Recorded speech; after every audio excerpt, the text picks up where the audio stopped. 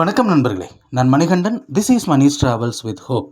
இது மாதிரி தொடர்ந்து பல வீடியோக்கள் வரும்போது அதுக்கு நீங்கள் செய்ய வேண்டியது எல்லாம் நம்ம சேனலில் சப்ஸ்கிரைப் பண்ணி ஆதரவு கொடுக்க வேண்டியது மட்டும்தான்.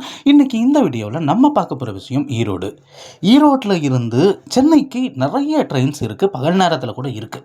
ஆனால் தாம்பரத்துக்கு போகணும் அப்படின்னா தாம்பரத்துக்கு ஒரே ஒரு ட்ரெயின் மட்டும் இருக்குது. அது மங்களூர் சென்ட்ரல்லிருந்து வரக்கூடிய ட்ரெயின். ஈரோட்டிலிருந்து கரூர், திருச்சியில் இருந்து வழக்கமான ரூட்டில் அரியலூர் வழியாக விழுப்புரம் போய் அங்கிருந்து தாம்பரத்துக்கு செல்கிறது. இந்த ரயிலானது மாலை நேரத்தில் 6:05க்கு வந்துட்டு அதிகாலை நேரத்தில் ரொம்பவும் முன்னாடியே தாம்பரத்துக்கு போய் சேர்ந்துருது. ஆனால் இந்த ஒரு ட்ரெயின் மட்டும்தான் சென்னையை தாம்பரத்தோடு இணைக்கக்கூடிய ரயிலாக இருக்கிறது.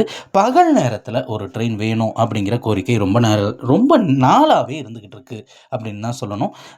கிட்டத்தட்ட ஈரோட்டில் இருந்து தாம்பரத்துக்கு வரணும் அப்படின்னா சென்ட்ரலில் இருந்து மீண்டும் வரக்கூடிய ஒரு வாய்ப்பு அப்படிங்கிறது இருக்கிறது. அது சென்னை செல்லக்கூடிய பயணிகளுக்கு ரொம்பவும் பயனுள்ளது தான்.